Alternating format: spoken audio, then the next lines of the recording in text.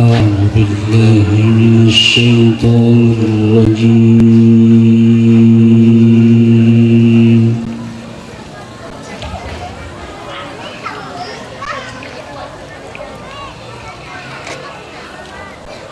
بسم الله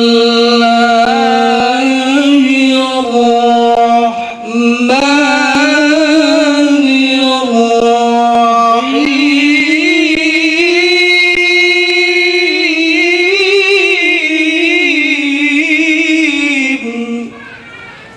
بسم الله الرحمن الرحيم.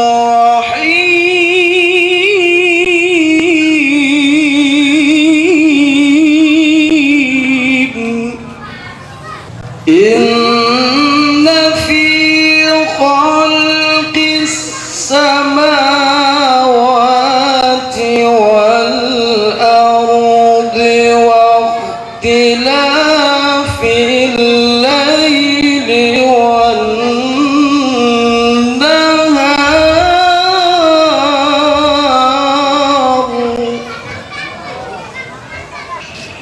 واختلاف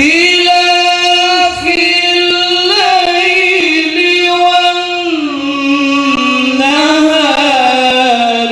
لآيات لأولي الألباب.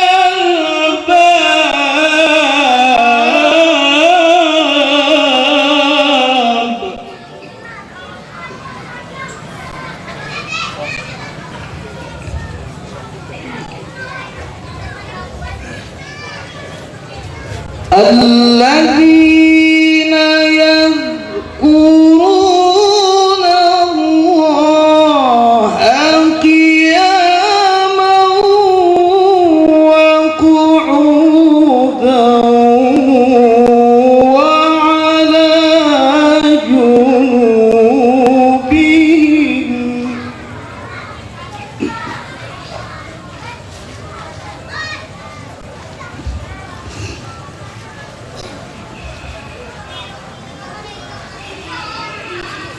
وعلى جنوبهم ويتفكرون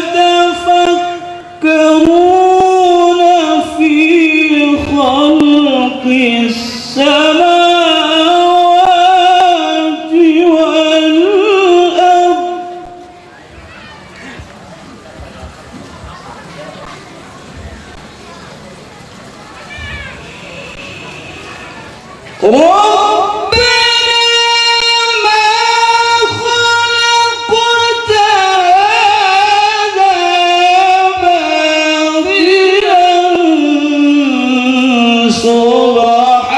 سبحانك فقنا عذاب النار.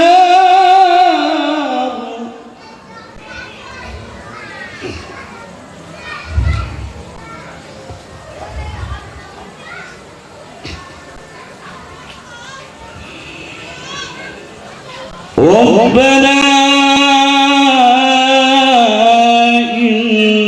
إنك من تدخل النار فقد أخزيته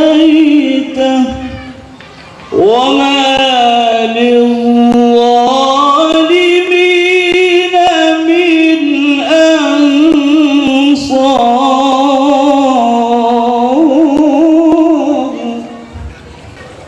ربنا إننا سمعنا مناديا ينادي للإيمان أن آمنوا بربكم فآمنا.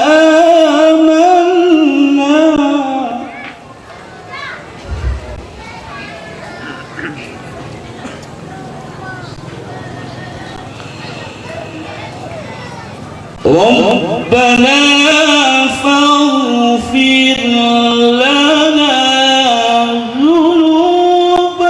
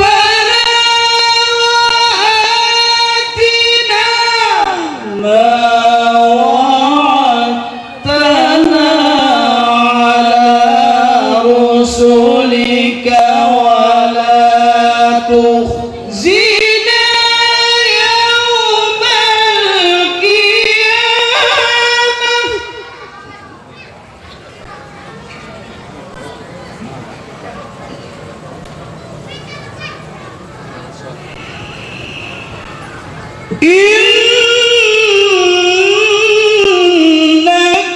la tukhliful mi'ad.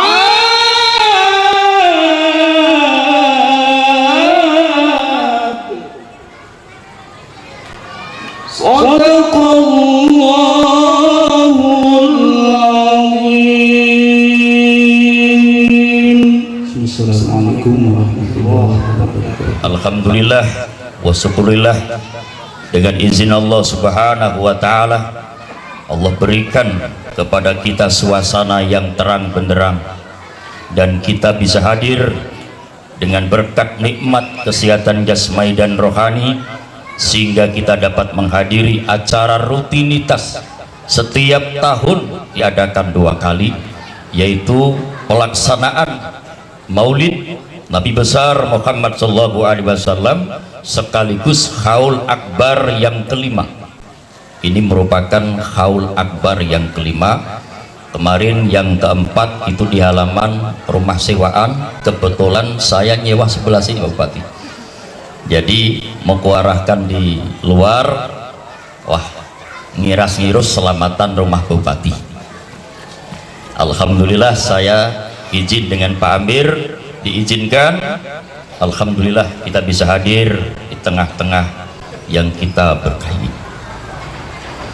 Juga insya Allah bahwa Yayasan Pendidikan dan Sosial Pesantren Nurul Abror memang punya program setiap tahun tablik akbar. Pertama, setiap maulid itu selalu dibarengi dengan Haul Akbar, supaya yang wafat dapat, yang hidup pun dapat. Kemudian setiap menjelang Ramadan kita juga memperingati kegiatan, yaitu menyambut bulan suci Ramadan. Alhamdulillah kemarin kami undang dalam rangka menyambut bulan suci Ramadan sekaligus Haul Akbar yang keempat, yaitu Al-Mukarram Kakanda Kiai Haji Ahmad Jawhari. Ini yang kedua kalinya Bu, saya undang lagi. Juga kami atas nama panitia pelaksana terima kasih atas bantuannya. Juga pada malam ini kami bekerja sama dengan PHBI Keluarga Besar Panti Asuhan Haja Mas Kacil, juga Korpri. Ini juga Pak Bupati dibantu oleh Korpri, juga dibantu oleh KNP. Jadi 4 sahabat terlaksana dengan mungkin semeriah yang kita harapkan. Kemudian terakhir kalinya juga kami insya Allah di tahun 2012 dengan izin Allah akan membangun sebuah padepokan pesantren Nurul Abror. Insya Allah ada tanah 40 kali 20 Pak. Jadi santri saya Pak Bupati 120. Cuma kami pesantren bukan pondok. Jadi pesantren habis ngaji sampai setengah 8 malam dia pulang ke asrama masing-masing. Tapi kami belum bisa bangun pondok karena tanahnya masih dan rumah masih ngontrak. Alhamdulillah dengan jiwa yang gagah ya, mudah-mudahan dengan izin Allah, dengan doa sampai berataan, insya Allah padepokan akan terbangun. Amin amin ya rabbal alamin. Mungkin ini yang bisa kami sampaikan dengan kepada Pak Bupati dan hadirin yang kami muliakan. Mudah-mudahan kita bersama-sama dipanjangkan umur oleh Allah, disihatkan oleh Allah di bulan 7 nanti menjelang Ramadan. Kita bersama-sama berkumpul di majelis ini, yaitu dalam rangka haul yang ke-6 sekaligus menyambut datangnya bulan suci Ramadan. Sekian dan terima kasih. Wabillahi taufiq wal hidayah. Wassalamualaikum warahmatullahi wabarakatuh. Assalamualaikum warahmatullahi wabarakatuh. Pertama-tama marilah kita bersama-sama mengucapkan rasa syukur kehadirat Allah Subhanahu wa taala, Tuhan yang Maha Esa, karena atas nikmat-nikmatnya yang diberikan kepada kita semua. Salah satunya adalah nikmat kesehatan, jasmani dan rohani, sehingga pada saat ini kita dapat menghadiri acara tablik akbar dan zikir yang diselenggarakan oleh PHBI Pesantren Nurul Abrar bekerjasama dengan keluarga besar panti asuhan termasuk Kopri dan KNP Kabupaten Surian dalam rangka memperingati Maulid Nabi besar Muhammad SAW tahun 1433 Hijrah, sekaligus pelaksanaan Haul Akbar kelima yang diselenggarakan 10 desa dan 2 kelurahan. Semoga Allah Subhanahu wa Ta'ala memberikan taufik dan hidayahnya dari kita semua. Ibu bapak sekalian yang saya hormati, selawat dan salam kita haturkan kepada Nabi besar Muhammad SAW. Berkat perjuangan beliau, kita hidup dalam Islam sebagai rahmatan lil alamin. Hadirin yang berbahagia, pada peringatan Maulid Nabi besar Muhammad SAW adalah kegiatan rutin setiap tahun yang dilaksanakan oleh umat Islam di seluruh dunia, juga termasuk di seluruh Indonesia. Acara ini bukan hanya semata-mata formalitas mengingat perjuangan Nabi besar Muhammad SAW menegakkan Islam, namun berbagai proses evaluasi diri kita sebagai insan makhluk ciptaan Allah Subhanahu wa Ta'ala terhadap hal-hal apa yang sudah kita perbuat untuk kemaslahatan umat manusia. Ibu bapak sekalian yang saya hormati, pada malam yang berbahagia ini juga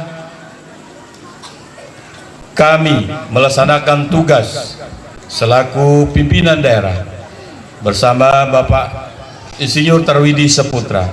Tidak terasa sudah 9 tahun berjalan, tinggal hanya 1 tahun lagi. Ibu bapak sekalian, kami nanti akan meninggalkan Kabupaten Surian yang kami banggakan ini. Tapi ibu bapak sekalian, jangan ragu dan jangan takut. Saya ingat dulu sewaktu almarhum Guru Haji Jai masih hidup, saya menanyakan, Guru, kalau sempian nanti tidak ada nggak yang mengganti sempian nanti? Tuhan sudah menciptakan. Beliau menjawab, Tuhan sudah menciptakan, lebih baik daripada aku lagi nanti yang menggantikan. Nah begitu juga nanti orang sempian. Mungkin kami dengan Wakil Bupati ini sangat dekat dengan masyarakat. Yang kita harapkan nantinya pengganti saya juga nanti lebih dekat, lebih menyentuh kepada orang sempian. Juga ibu bapak sekalian yang saya hormati, kegiatan yang dilaksanakan pada malam hari ini saya sangat aspirasi sekali, dan ini saya minta diteruskan tiap tahun, maupun hari maulidnya Nabi besar Muhammad SAW dan hari Isra Mi'rajnya Nabi besar Muhammad SAW. 2 kali ya panitia, jangan 1 kali. Pembiayaan kalau diperlukan, kami selaku pemerintah daerah siap membantu yang sekedarnya. Ibu bapak sekalian, di Kabupaten Surian yang pertama juga di Kalimantan Tengah ini, bahwa tiap-tiap perempuan PNS perempuan diwajibkan memakai jilbab. Jadi Pak Ustadz, kalau PNS kita di Pemda itu tiap hari kerja itu selalu pakai jilbab. Dulu Bapak anggarkan, Bapak bantu semua melewati Kopri dapat masing-masing 2 atau 3 jilbab, itu sumbangan dari pemerintah daerah. Sambutan ini saya sampaikan, semoga Allah Subhanahu wa Ta'ala, Tuhan yang Maha Esa, senantiasa memberikan ridhonya atas kegiatan yang mulia ini kepada kita semua. Amin ya rabbal alamin. Terima kasih atas perhatian dan mohon maaf atas kekurangannya. Wabillahi taufiq wal hidayah. Assalamualaikum warahmatullahi wabarakatuh. Alhamdulillahilladzi ahad Allahus samad lam yalid wa lam yulad wa lam yakul lahu kufuwan ahad. Tsummal hamdulillah alladzi khalaqal mauta wal hayata liyabluwakum ayyukum ahsanu amala. Ashhadu an la ilaha illallah wahdahu la syarika lah wa ashhadu anna Muhammadan abduhu wa rasuluhu la nabiyya ba'dah. Allahumma salli wa sallim wa barik ala sayyidina Muhammad wa ala alihi wa ashabihi ajma'in. Subhanaka la fahma lana illa ma fahamtana. Subhanaka la ilma lana illa ma 'allamtana. Innaka antal alimul hakim. Wala haula wala quwwata illa billahil aliyyil azim. Amma ba'd. Bapak Bupati Seruyan beserta Ibu yang sangat saya hormati, segenap para alim ulama, para guru-guru yang juga sangat-sangat saya muliakan,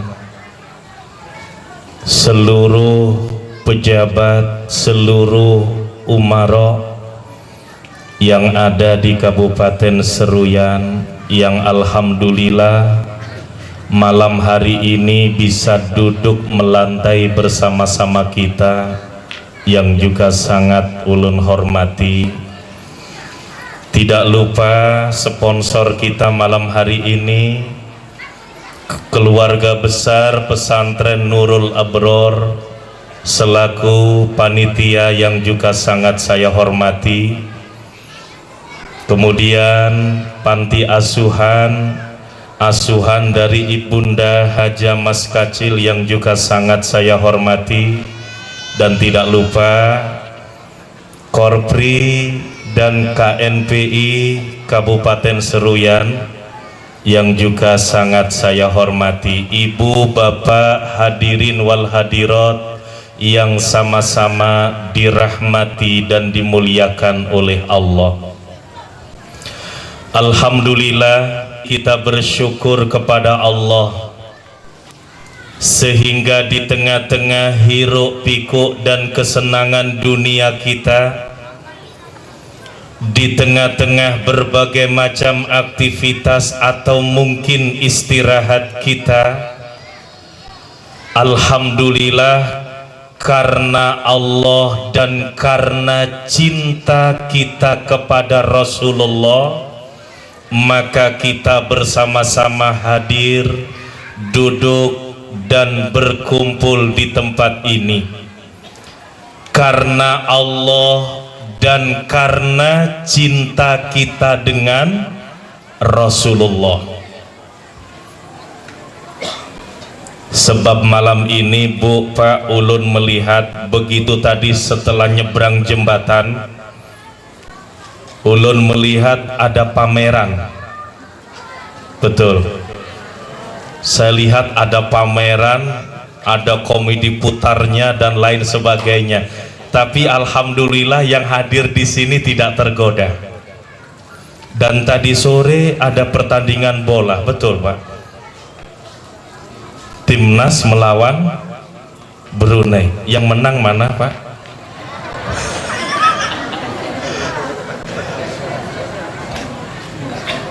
Saya nggak ikut nonton Pak, tadi baru nyampe 6:30, nggak tahu ceritanya udah.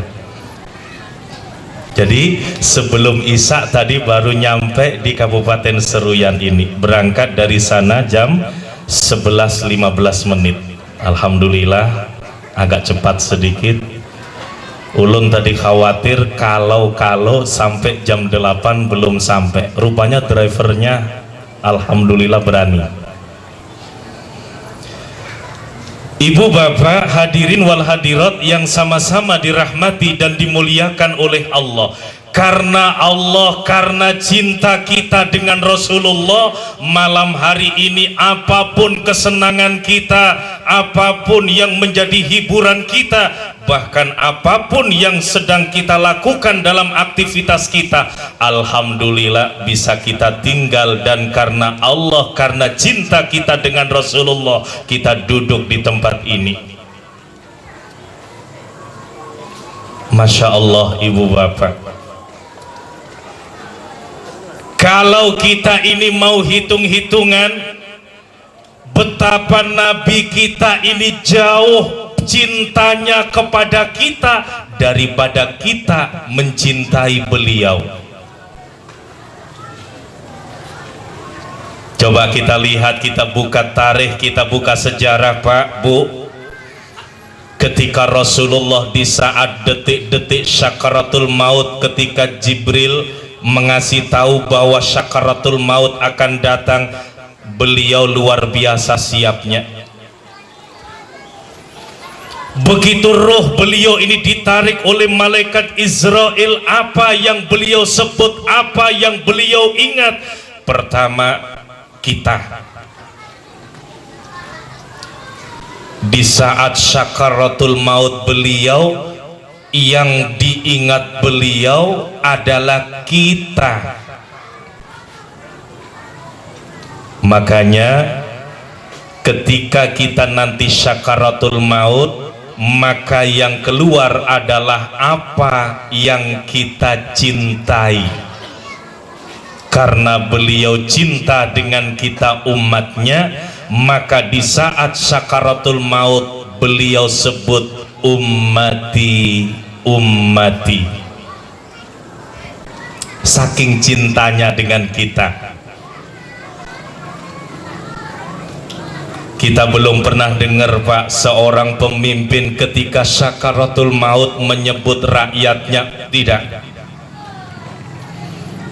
Tapi Rasulullah yang diingat itu adalah kita, ummati, ummati, umatku, umatku.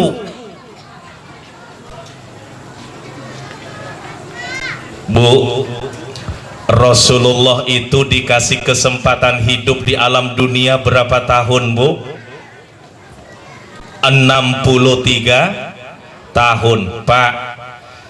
Nabi dan Rasul kita diberi kesempatan berhidup di dunia ini 63 tahun. Jadi kalau malam ini ada yang sudah berumur 62 9 bulan, kurang berapa bulan Bu?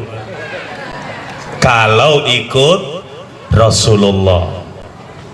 Kalau malam ini ada yang sudah berumur 62 11 bulan, berarti sisa kalau ikut Rasulullah.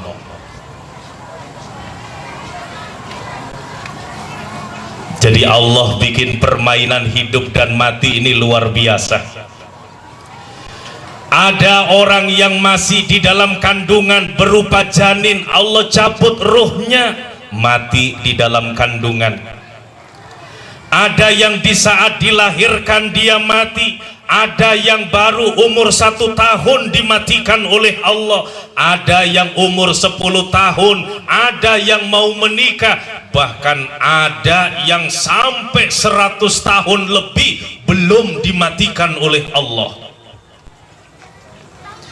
Kemarin bulan Januari tanggal 25 sampai tanggal 12 Februari ulun safari Bu Pak. Jadi kita menggelar roadshow zikir akbar, mulai dari Banjarmasin kemudian ke Samarinda di Islamic Center, itu masjid gede, itu gede dari Kuba Mas Depok, Islamic Center itu rupanya. Kemudian kita roadshow lagi ke Denpasar Bali, ke Pangkalan TNI Angkatan Laut, dan terakhir kita roadshow zikir akbar di pesantren Al Huda di Cibeber di Cianjur Jawa Barat. yang paling menarik perhatian ulun ketika ke Samarinda. Kenapa? Rupanya di Samarinda itu ada orang yang cukup ditokohkan di sana. Samarinda, Pak, Bu. Orangnya tidak pakai baju gamis, tidak pakai sorban, tidak pakai bolang, tidak pakai tasbih. Orangnya berpenampilan biasa. Tapi kenapa setiap ada ulama, ada tuan guru, ada kiai, ada habaib, selalu kepingin cium tangan beliau? Sampai-sampai Guru Ramli yang di Bati-Bati itu sangat takzim sekali dengan beliau. Padahal orangnya tidak berpakaian dan berpenampilan seperti ulama. Tapi kenapa setiap ada orang alim, ada orang soleh, ada kiai, ada tuan guru, ada habaib, kepingin ketemu dengan beliau? Rupanya beliau itu punya martabat batiniyah yang sangat tinggi. Bahkan beliau itu khawas, dimanapun ada wali Allah di dunia beliau tahu. Jadi nanti kalau sampean ke Samarinda, temui beliau. Nama beliau adalah Kai Kunci. Ini di Samarinda. Nanti kalau ke Islamic Center tanya dengan jamaah, insya Allah tahu. Umur beliau alhamdulillah 93 tahun. Yang membuat ulun itu bingung, ulun itu seneng, ulun itu bahagia apa, Bu, Pak? Rupanya ulun ditanya, "Nah, ikam dari mana?" "Dari Jakarta juga kah?" "Lain kai, ulun dari Palangkaraya." Karena rombongan kita itu 5 orang dari Jakarta, jadi ulun salah satunya dari Palangkaraya. Sidin terkejut sambil memegang kepala. "Masya Allah, astagfirullah," ujar Sidin. "Sungguh demi Allah, saat ini ada wali Allah yang paling tua di dunia dan hidupnya ada di Kalteng.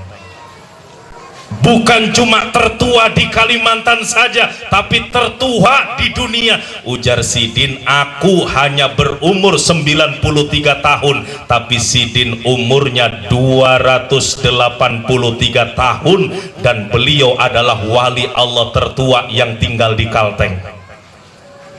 Jadi Kalimantan Tengah ini luar biasa, Bu, Pak, menyimpan salah seorang wali Allah tertua di dunia. Tapi Sidin merahasiakannya. Tapi namanya dikasih tahu. Kalau ikam jodoh pasti ketemu. Ngaran Sidin adalah Haji Sahdin, gelar Sidin adalah Kai Kalteng, dan Sidin selalu berpenampilan dengan kalung tasbih dari biji pisang. Umurnya 283 tahun. Nah, kira-kira di mana ini tempatnya? Di Kalteng ini. Kalau beliau itu bisa dibawa ke Kalteng, Pak, langsung ditunjuk. Karena demi Allah, teman kita kemarin diajak beliau, kata beliau mau lihat wali Allah yang berkholwat di atas pohon. Teman kita yang dari Jakarta diajak, Pak, ke Samarinda, masuk ke hutan. Begitu masuk ke hutan cuma ditepuk 3 kali, turun orang dari pohon itu rambutnya nyentuh tanah. Apa kata beliau? "Ini wali Allah, sudah 10 tahun kholwat di atas pohon tuh. Tiap malam kerjaannya menengadahkan tangan untuk keamanan negeri kita, untuk keamanan daerah kita." Jadi kita ini kenapa merasakan nikmat, tenang, tentram, aman? Karena wali-wali Allah itu yang setiap malam menengadahkan tangan berdoa buat kita. Cuma kita yang tidak tahu dan tidak sadar.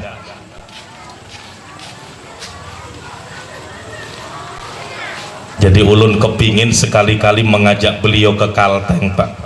Kawan ulun, beliau diajak kemarin ke Singapura. Rupanya di sana juga ada wali Allah. Padahal beliau sekali ke Singapura langsung ditunjuk, "Nih wali Allah." Ternyata benar.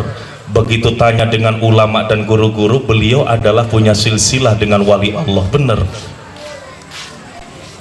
Nah, ini ulun sarankan kalau sampian sempat ke Samarinda, silaturahim dengan beliau. tapi beliau tidak berpenampilan seperti ulama, seperti kiai, tapi beliau punya martabat batiniah yang sangat tinggi sekali. 283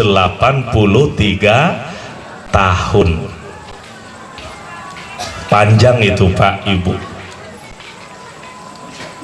Kita kembalikan betapa Allah jadikan kehidupan kita ini luar biasa. Ada yang masih di dalam kandungan diambil rohnya oleh Allah, ada yang dibiarkan ratusan tahun dihidupkan oleh Allah. Kenapa? Rahasia Allah.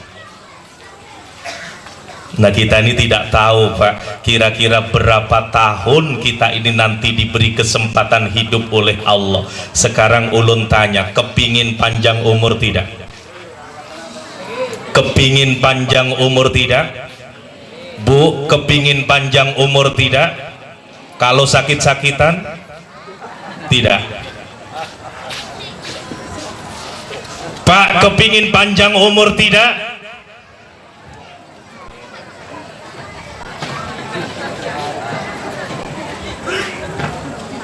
Ini yang selalu diimpikan oleh orang-orang setiap kita. Setiap ada jamaah ke rumah, Ustadz, adakah pian punya amalan doa panjang umur? Ujar ulun, pian ini mau apa? Ulun kepingin mengamalkan biar umur ulun ini panjang. Ujar ulun, apakah panjang umur itu enak? Enak Ustadz, yang penting gak mati-mati.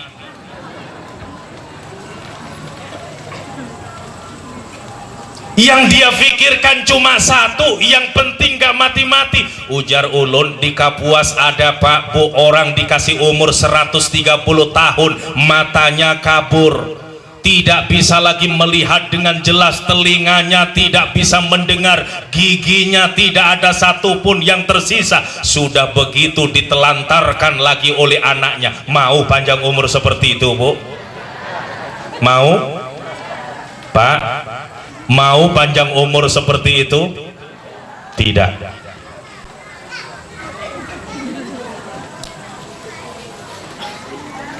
Apa enaknya kita diberi panjang umur kalau mata tidak melihat, telinga tidak mendengar, gigi tidak ada? Sudah gitu nasib kita ditelantarkan oleh anak-anak kita.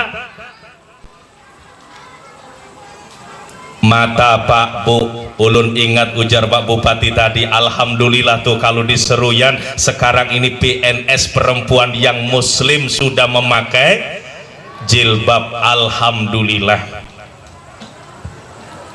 Sebab mata ini luar biasa. Yang pernah ulun sampaikan ketika kita tabligh akbar kemarin, ujar Umar bin Khattab itu bujur Bu Pak. Dari mana datangnya rasa dari mata turun ke hati? Pertama ini mata melihat, ya kan? Makanya ujar Umar itu, lebih baik aku berjalan di belakang macan daripada di belakang bebinian. Ujar Umar Pak. Kenapa begitu? Sebab ujar Umar, kalau aku berjalan di belakang macan pasti ingat Allah. Coba pian, di sini ada macan satu lepas, pian berjalan saja di belakangnya, dalam hati, ya Allah tolong saya, ya Allah selamatkan saya. Berjalan di belakang macan ingat Allah. Coba kita masuk pasar, begitu masuk 3 perempuan Pak berjalan di depan kita pakai celana legging tempel body. Ingat Allah tidak? Ingat Allah tidak? Teman saya Pak, saya ceritain gitu, Ustadz kalau saya sudah melihat begitu langsung berzikir. Gimana zikirnya? Alhamdulillah, Alhamdulillah. Bukannya astagfirullah, malah Alhamdulillah.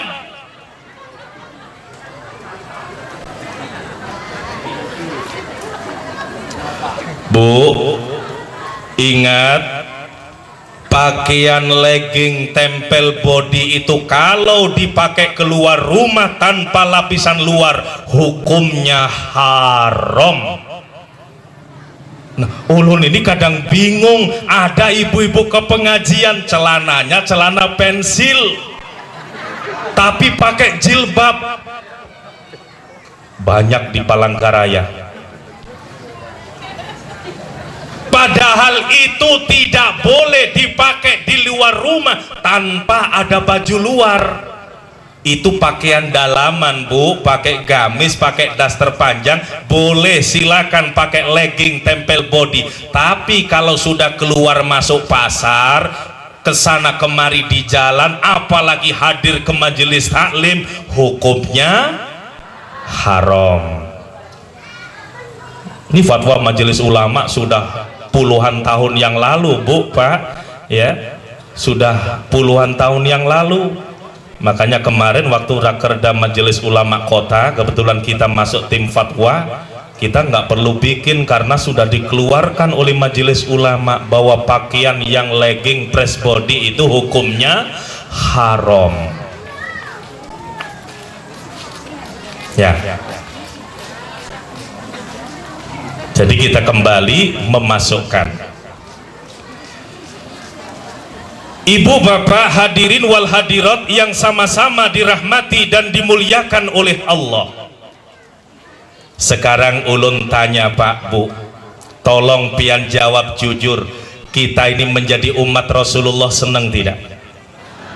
Senang. Bu, sampian jadi umat Rasulullah senang tidak? Senang. Nabinya itu cinta dengan kita Pak Bu, mau mati kita yang diingat. Bahkan nanti ketika kiamat sudah datang, manusia pertama yang dibangkitkan dari kubur adalah Rasulullah. Allah datangkan Jibril dan Mikail membangunkan Rasulullah. Bangun wahai Rasulullah. Rasulullah duduk sambil mengusap mata, bertanya kepada Jibril dan Mikail, wahai Jibril, ada apa ini? Bangun wahai Rasulullah, ini sudah sampai hari kiamat. Kiamat, betul, ini kiamat. Kalau ini kiamat, umatku di mana wahai Jibril? Lihat Bu, dibangkitkan pertama hari kiamat, yang diingat bukan istrinya tapi kita umatnya. Apalagi kalau kita nanti meniti Siratal Mustaqim, Rasulullah di seberang tuh Pak Bu berdoa, Allahumma sallim ummati, Allahumma sallim ummati, selamatkan umatku ya Allah. Masya Allah, betapa bangganya, senangnya, bahagianya kita punya Nabi yang begitu dekat dan cinta dengan kita. Sekali lagi Pak, senang tidak jadi umat Rasulullah? Senang Bu. Bahagia tidak jadi umat Rasulullah? Bahagia. Nabi Musa pernah munajat di alam ruh, ya Allah, kalau aku nanti lahir, tolong jadikan aku umat Rasulullah. Tidak dikabulkan. Kita pesen tidak, nitip tidak, Allah takdirkan kita menjadi umat Rasulullah. Betapa mulia kita jadi umat beliau. Kira-kira yang kedua, Rasulullah bangga juga kah Pak punya umat seperti kita atau sedih? Ayo Pak, seandainya Rasulullah itu diperlihatkan menatap kita, bukan malam ini, kehidupan kita hari-hari, kira-kira beliau senengkah, tersenyumkah, atau sedih, menangis lihat kita seperti ini? Kita yang jawab Pak. Dalam hati kita tuh, nah, kalau Rasulullah itu tahu hari-hari kita seperti ini, tersenyumkah beliau atau justru menangis beliau lihat kita seperti ini? Ya Allah Pak Bu, masjid di Seruyan ini kan indah sudah, cuma sayang jamaahnya yang indah ke masjid. Ya, padahal masjidnya sudah indah, tapi jamaahnya yang indah ke masjid.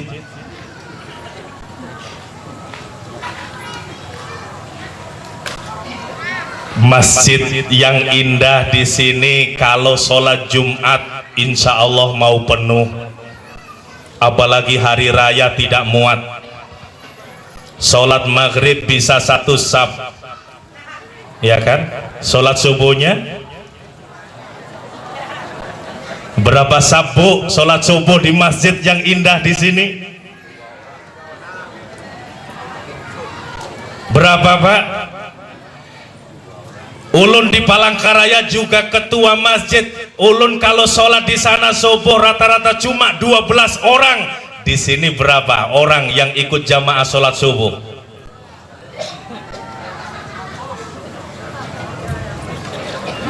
Kalau cuma 10 berarti tempat ulun ketularan dari sini.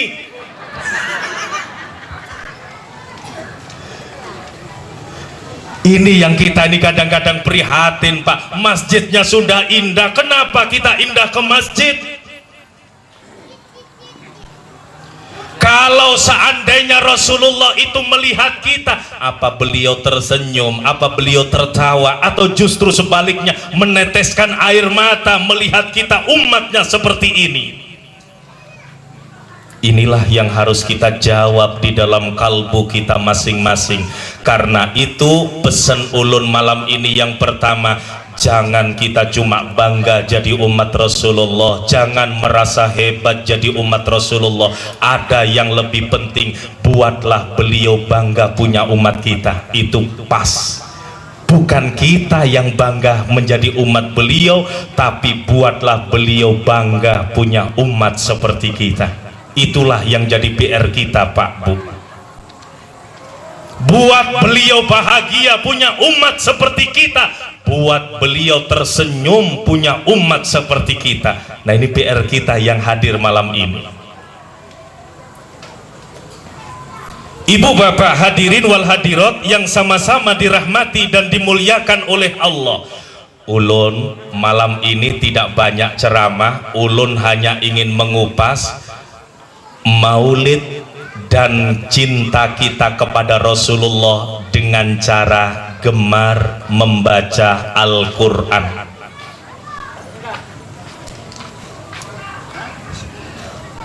Sudah pernah ke Mekah, Pak? Alhamdulillah sudah banyak yang sudah ke Mekah, Bu. Sudah banyak yang sudah ke Mekah, yang sudah haji, alhamdulillah banyak, yang sudah umroh juga cukup. Kalau kita mau membuka, ternyata halaman Masjidil Haram itu ilmu. Di sana ada Ka'bah, di sana ada Hajar Aswad, di sana ada Makom Ibrahim, di sana ada Hijr Ismail. Apakah itu hanya tempat bersejarah? Pertama iya, tapi lebih daripada itu adalah ilmu buat orang yang berumroh dan berhaji. Coba yang pertama kita buka, Pak, Bu, Ka'bah Baitullah. Itu hanya terbuat dari semen dan beberapa susunan batu bata atau bataku. Ka'bah itu cuma bangunan yang dibuat dari semen yang tersusun dari bataku. Lalu dia ditutup dan dibungkus dengan menggunakan kain kiswah. Itu kain yang cukup mahal, kain kiswah itu, Pak. Bahkan kain terbaik yang disulam dengan rajutan benang emas. Konon tidak kurang 5 kg emas dihabiskan untuk menyulam kaligrafi di kain kiswah. 5 kg emas. Makanya kemarin ulun ketemu dengan wali kota Banjarmasin, beliau diamanati untuk melelang satu sisi kain kiswah itu, dilelang 1 M di Martapura. Cuma satu sisinya saja, Pak, Bu, itu dilelang 1 M. Jadi kalau 4 sisi berapa? Mahal. Ganti setiap 1 tahun sekali. Kapan menggantinya? Rata-rata yang sering ketika bulan Rajab. Kalau Rajab tidak, dinaikkan ke Sa'ban. Makanya kalau umroh bulan Sa'ban itu, kalau pas kita rezeki, biasanya kain kiswah itu dibuka, pintu Ka'bah juga dibuka, dibersihkan. Siapa yang tawaf dipersilakan masuk dan sholat sunnah di dalamnya. Biasanya bulan Sya'ban yang sering. Jadi beliau berangkat bulan apa, Pak Haji? April. Oh, Maret. Oh, Maret, enggak. Belum kila April. Kalau April ketemu kita insya Allah di sana gitu. Jadi ulun juga bawa jamaah, insya Allah kita sama-sama ke sana. Nah, bulan Sya'ban itu pintu Ka'bah dibuka, dibersihkan. Siapa yang tawaf dipersilakan masuk ke dalamnya untuk sholat sunnah 2 rakaat. Ada yang nanya, Ustadz, kalau kita sholat di dalam Ka'bah menghadap kemana? Menghadap kemana, Pak? Seandainya sampean pas sholat di situ, kira-kira menghadap kemana sampean? Artinya ketika kita masuk di dalam kiblat, sudah tidak ada lagi kiblat kita secara zahir, tidak ada lagi dipermasalahkan menghadap kemanapun. Kenapa? Karena diri kita sudah ada di dalam kiblat. Jadi pian mau menghadap ke utara boleh, ke selatan boleh, ke timur boleh, ke barat boleh. Yang jelas di dalam kiblat sudah tidak ada kiblat zahir. Kalau dikasih kesempatan. Nah, Ka'bah Baitullah ini ibu bapak sungguh riwayatnya luar biasa dan tidak bisa dipisahkan dari Nabiullah Ibrahim dan putranya Ismail. Ini luar biasa, sejarah Ibrahim itu menghiasi kita, bukan saja pengorbanannya, tapi ketika berhaji berumroh juga karena panggilannya. Pernah dengar ketika Nabi Ibrahim mau menyembelih putranya, Bu? Ketika pedang itu sudah menempel di leher Ismail, ujar iblis, "Hai Ibrahim, tarik pedang kamu." Kaget Ibrahim, "Kenapa iblis?" "Kamu dibohongi Tuhanmu." "Kok bisa gitu? Itu kan anak satu-satumu, bagaimana mungkin kamu rela menyembelihnya? Kamu cuma dibohongi." Mikir Nabi Ibrahim sebentar, lalu dia ngomong, "Hai iblis, enyang kau pergi." "Tidak, aku tidak akan pergi sebelum menggagalkan kamu, wahai Ibrahim." Lalu Nabi Ibrahim mengambil batu, dibacakan Bismillahi Allahu Akbar, dilempar. Alhamdulillah kena mata iblis ini sampai berdarah, sampai terduduk. Ujar orang Banjar, sampai terkami-kami iblis itu, Nabu. Nah, kami iblis, kencing iblis itulah yang lama-lama berlumut, berjamur, lalu tumbuh tembakau. Oleh orang Yahudi diambil, diiris kecil-kecil dan dijadikan rokok. Nah, kalau ada yang merokok berarti menghisap kencingnya iblis. Ada yang masih merokok, Pak?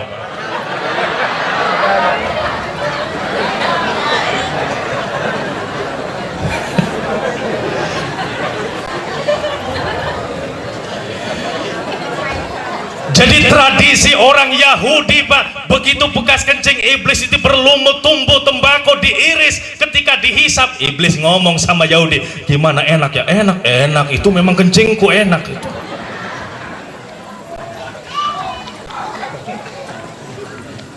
Saya habis ceramah seperti ini, Pak, ada yang merokok langsung, "Ampun tobat saya, Pak Ustadz, nggak mau lagi saya udah menghisap kencingnya iblis mulai malam ini."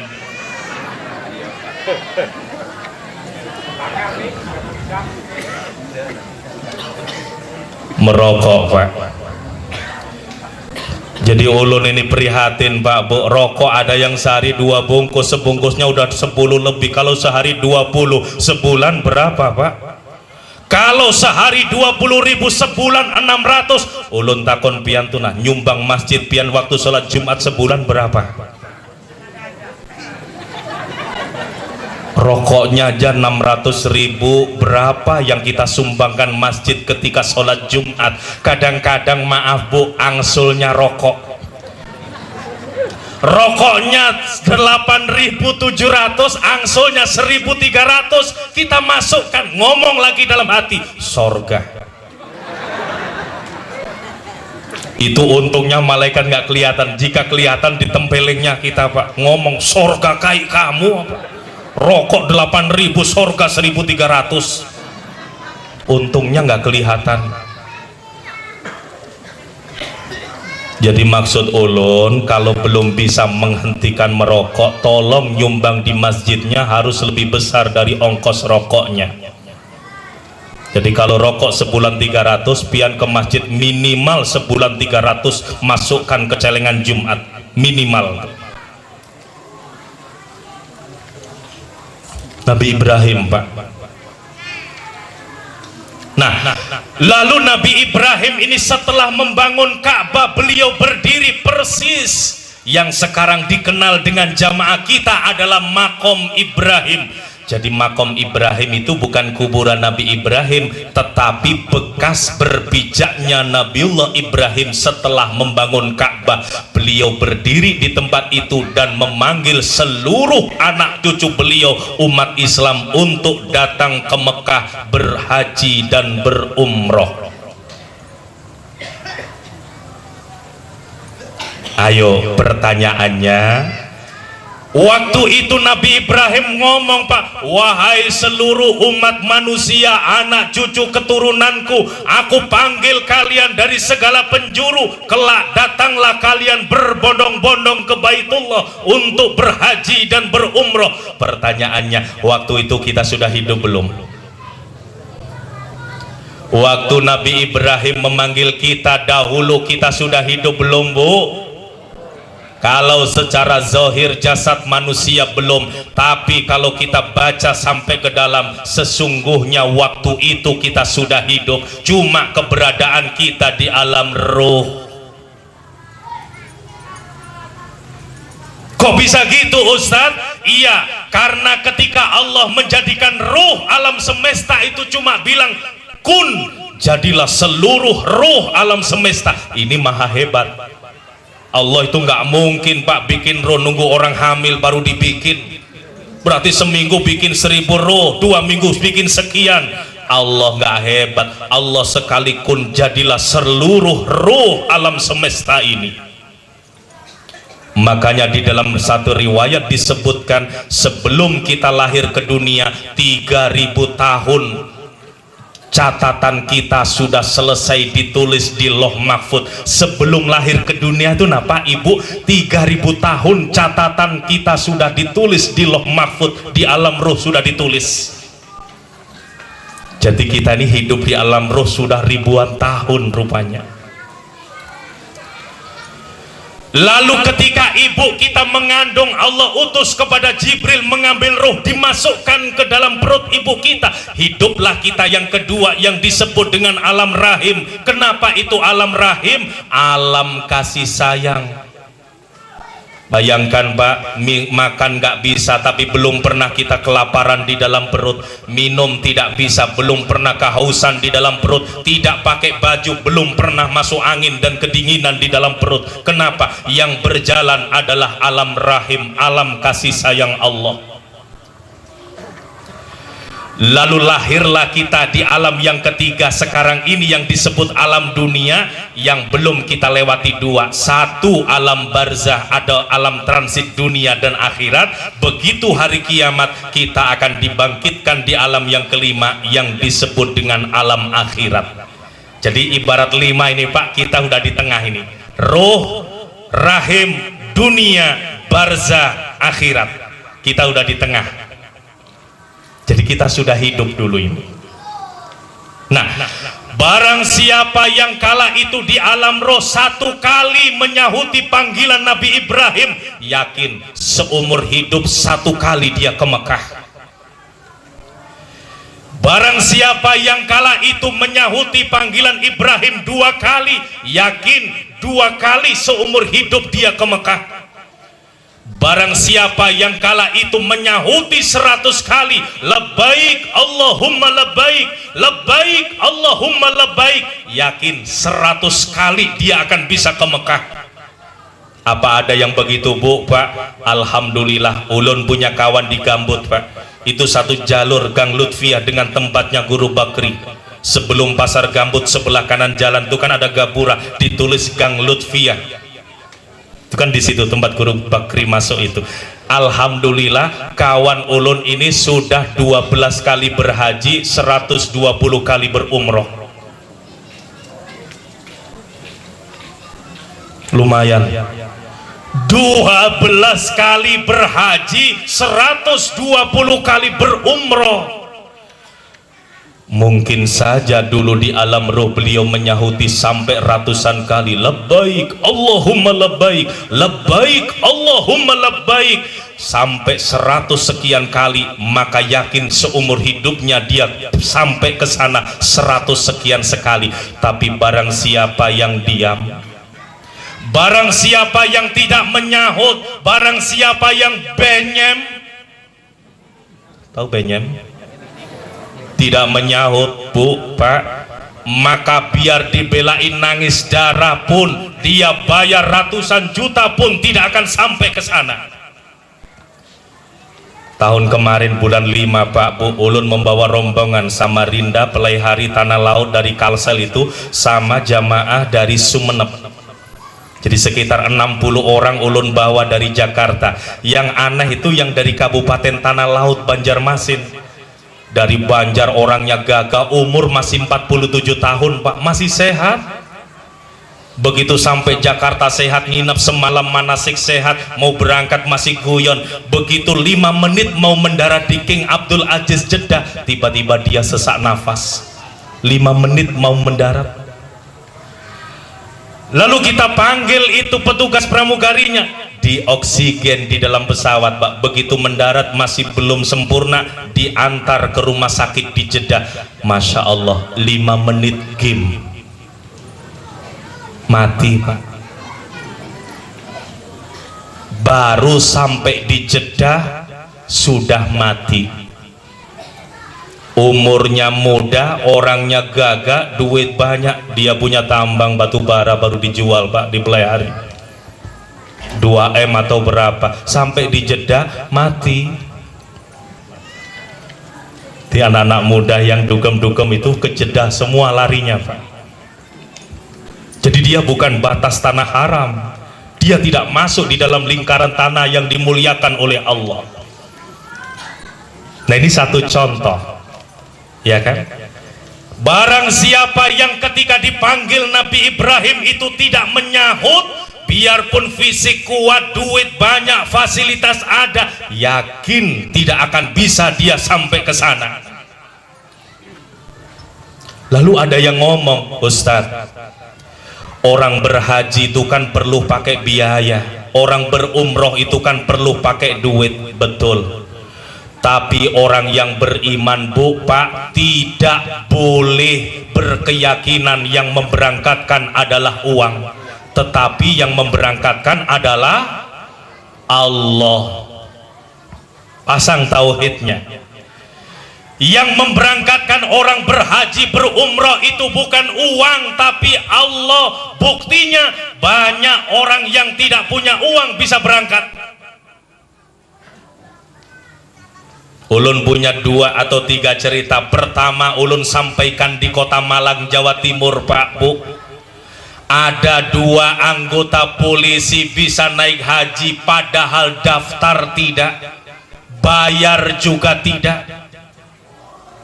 Lalu gimana ceritanya? Waktu itu dia dengar ceramah pengajian, barang siapa yang bersedekah ikhlas karena Allah, Allah akan lipat gandakan. 1 menjadi 7, 7 bercabang lagi jadi 10, bercabang lagi dari 100. Lalu dia terpanggil hatinya. Setelah gajian dia ngajak temannya, ayo kita ke panti asuhan yuk. Ayo, kata polisi yang satunya, ayo kita sedekah yuk di sini. Ayo buka dompet, Pak, Bu. Begitu buka dompet, mata ditutup. Kenapa matanya ditutup? Sebab mata ini yang sering membuat kebimbangan dan keraguan. Beda dengan kita, Bu, buka dompet mata tajam. 5 ribuan, 10 ribuan, 20 ribuan, 50 ribuan, 100 ribuan. Yang mana, Pak? Yang mana, Pak? Yang mana? Bu, pian kalau mau sedekah itu buka dompet ada 5 ribuan, 10 ribuan, 20 ribuan, 50 ribuan, 100 ribuan. Yang mana, Bu? Nih mata kita nih. Karena mata ini memandang, mulai berhitung kita dengan Allah. Kita pegang 50, kayaknya kebanyakan 50. 20, Jangan-jangan masih kebanyakan ini. 10 dipegang gak puas, nahnya lagi tetangga sebelah berapa, 5.000. Ayo yakin samakan aja 5.000. Tetangganya jadi ukurannya, Bu. Kan gitu Pak, kalau kita mau nyumbang rata-rata tetangga sebelah berapa. Kalau di kantor kan gitu, Bapak Kepala Dinas berapa. Makanya ulun dulu pinter Pak, kalau minta sumbangan yang berpengaruh ulun datangi dulu. Kalau dia ngasih 100, nolnya ulun tambahi 3. 1 juta lah Sidin. Iya Pak, nolnya 3.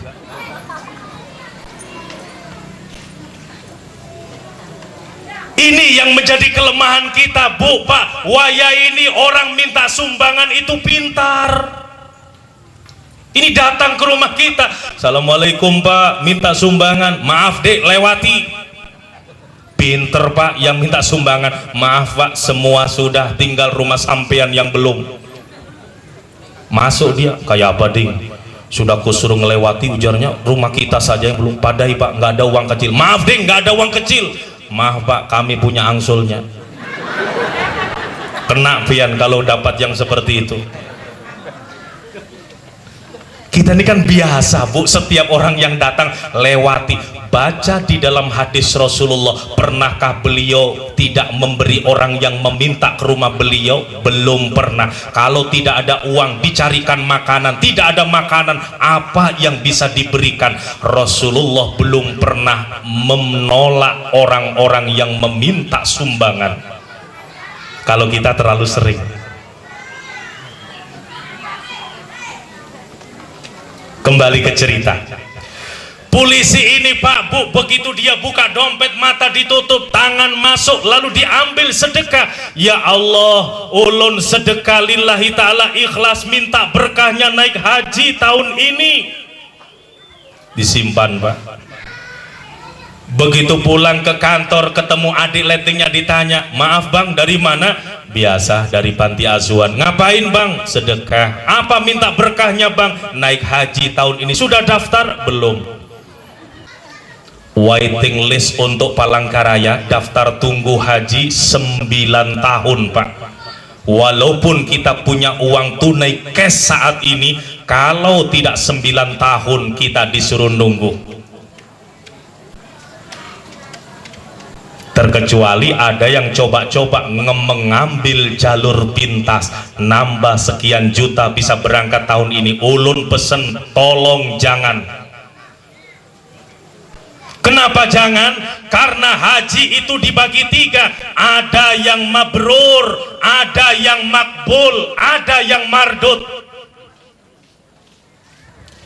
Mabrur ini Pak, mungkin 1 kali musim haji bisa cuma 1-2 orang saja. Makbul banyak, hajinya diterima, tapi belum mabrur.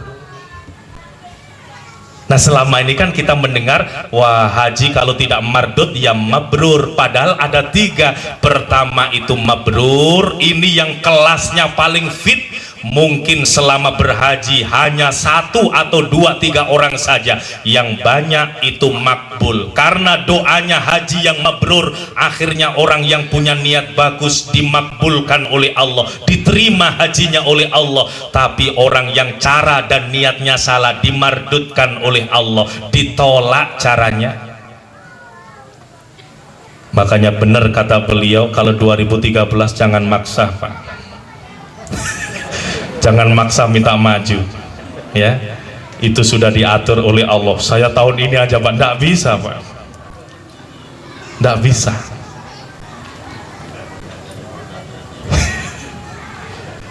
Jadi ada yang mabrur, ada yang makbul, ada yang mardut.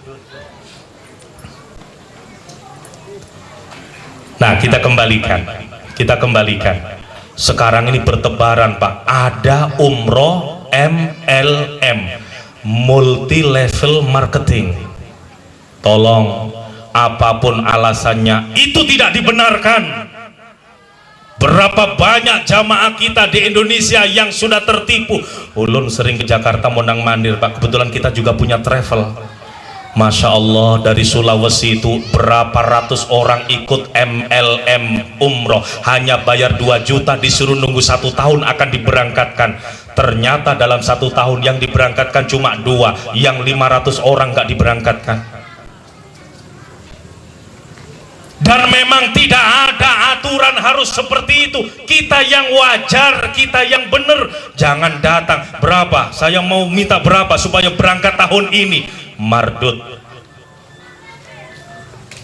Jadi tolong, dengan Allah berbisnislah yang indah, yang rapi, yang baik, yang benar. Jangan main sikut, jangan main dorong, jangan main melangkahi orang lain. Percuma, mardut. Supaya kita jelas ini. Nah, kita kembalikan ke cerita. Mas, bagaimana mungkin sampai bisa berangkat tahun ini? Pamanku saja 6 tahun belum bisa berangkat. Apa kata polisi? Enggak masalah, itu kan paman sampean. Bagi Allah belum tentu saya tidak bisa berangkat. Setelah itu lepas Pak Bu. 3 bulan berikutnya Imam Sudais itu adalah salah satu imam besar Masjidil Haram. Kalau Bapak Ibu umroh biasanya sering mimpin sholat Isya, itu Imam Sudais. Jadi Imam Sudais itu yang sering saat ini kalau mimpin sholat Isya, itu Imam Sudais. Berkunjunglah dia ke tanah air kita ini Pak, mulai Jakarta, Semarang, Jawa Tengah sampai ke kota Malang, Jawa Timur. Begitu sampai Malang, dia minta pengawalan. Kapolres ngomong akan dikawal oleh 2 perwiranya. Tidak mau dia, tidak, saya tidak mau dikawal polisi yang mana kecuali yang itu saja. Dia tunjuk polisi yang 3 bulan sedekah itu Bu. Ayo gimana ceritanya? Kapolres Malang bingung, ini imam dikasih pengawal seorang perwira nggak mau, malah dia nunjuk seorang kopral. Saya tidak perlu dikawal siapa, saya hanya minta dikawal polisi yang 2 itu. Loh, yang ditunjuk kok kenapa 3 bulan lalu sedekah di panti asuhan? 3 hari Pak keliling ke kota Malang. Begitu selesai mau ke Jakarta, ngomong polisi sama juru bicara guide-nya, maaf guide, tanya sama polisi itu sudah haji belum? Pak polisi, imam nanya sampean sudah haji belum? Maaf Pak, niat sih baru ada 3 bulan yang lalu, tapi daftar belum siap, uang nggak ada. Tolong sampaikan sama beliau. Imam, beliau cuma niat mau daftar, nggak ada duit. Tenang, nggak usah daftar, bikin paspor saja. Paspor itu murah Bu Pak, di Palangkaraya bikin paspor cuma 255.000, berlaku 5 tahun. Lebih mahal bikin SIM. Makanya sering saya sampaikan tuh, yang di kantor-kantor, kepala dinas, kepala bagian, semua harus punya paspor. Masa bikin SIM sekarang nembak bisa 300-500 Pak, 5 tahun paspor cuma 255, jadi 5 tahun harusnya kita punya paspor. Ini penting nih. Karena itu ketika kita simpan, itulah yang menjadi kekuatan sugesti, dan itu yang menjadi doa pertama kali kita. Jadi ulun pesen nih, mulai hari ini yang belum punya paspor, mulai besok bikin cuma 255.000. Ulun nggak tahu kalau disampit berapa. 600 Pak. Masya Allah. Ke Palangkaraya aja Pak ya. Cuma 255.000. Masya Allah. 5 tahun lagi. Jadi kata imam, sampean tidak usah daftar, cuma bikin paspor, nanti selesai lengkapi dengan KTP, kartu keluarga, kirim ke kedutaan Arab Saudi di Jakarta. Aku yang akan minta supaya dikeluarkan visanya plus tiket domestik dan perjalanan luar negerinya. Alhamdulillah. Nanti ingat, di Mekah tidak usah tidur di hotel manapun, nginap di rumahku kata imam. Begitu pulang 1 orang disangui Pak, sampai kota Malang dihitung 1 orang itu disangui 20 juta oleh Imam Sudais. Ada yang nanya, Pak Ustadz, apa Imam Sudais itu kaya? Ini saya buka Pak, imam di Masjidil Haram itu gaji bulanannya setiap bulan kurang lebih rata-rata 37 juta. Fasilitasnya 1 rumah mewah, mobil Camry, penjagaan, dikasih kebun korma lagi.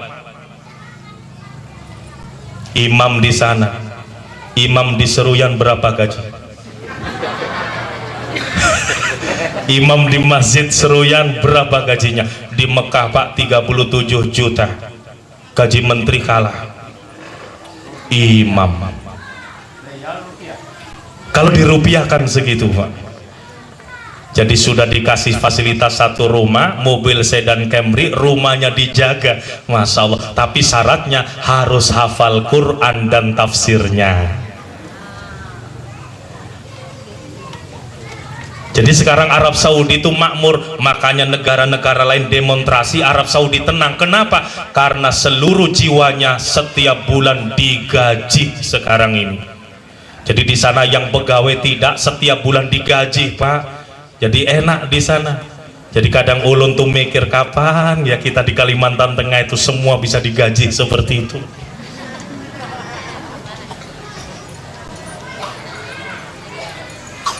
Lihat, tidak daftar, tidak punya uang, dia bisa berangkat gratis lagi di kota Banjarmasin Bu Pak. Kurang apa Allah membuka tamsil dan contoh kepada kita. Orang ini kerjaannya cuma mengayau, tukang getek. Tukang getek, bahari kan geteknya nggak pakai mesin Pak, cuma dikayau situ saja. Nyebrangkan dari desa ke desa satu, nyebrang sungai. Berapa sih biayanya? Satu orang 500 rupiah, yang bawa sepeda motor 1000. Cukupkah ditabung untuk naik haji? Untuk makan saja kurang Pak Bu. Tapi Allah tunjukkan kebesarannya. Ada seorang wanita ikut numpang, ngomong, "Bang, abang ini muslim ya?" "Muslim Bu." "Sudah hajilah?" "Belum." "Kepinginlah haji Bang?" "Kepingin Bu." "Iya, alhamdulillah." Jadi setiap perempuan ini naik getek 3 kali yang ditanya itu terus. Jadi yang keempat tukang getek penasaran Bu. "Maaf Bu, sampean kalau naik getek saya kok yang ditanya haji-haji terus, kenapa?" "Gini Bang, saya ini kan sudah 3 bulan yang lalu daftar haji. Nah baru sebulan yang lalu suami saya kena musibah sakit dan meninggal. Sementara umur saya ini kan masih 38, wajib didampingi muhrim." Ingat Bu Pak, wanita yang umurnya di bawah 46 tahun kalau berangkat harus didampingi muhrim. Kalau di atas 46 sendirian bebas.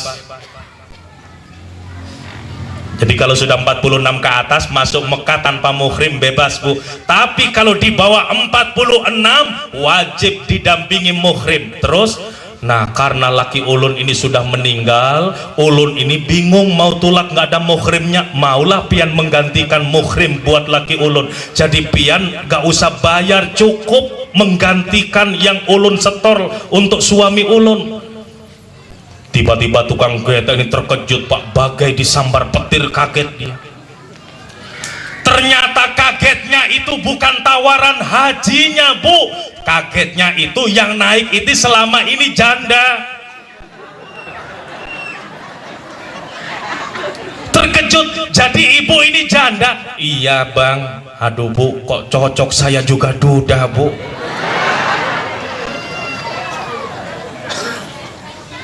Singkat pembicaraan, akhirnya setelah masa iddahnya selesai, menikahlah tukang getek dengan perempuan yang punya usaha di seberang ini. Baru setelah itu berhaji. Masya Allah Pak, sudah naik haji, naiki haji pulang.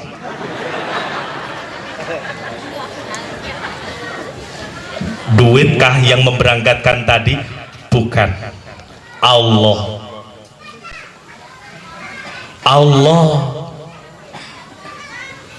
Nah, ulun mengajak Pak, ulun mengajak menyampaikan yang seperti ini. Allah, tidak boleh kita bergantung di harta, tidak boleh kita bergantung di teman, di sahabat. Allah yang memberangkatkan.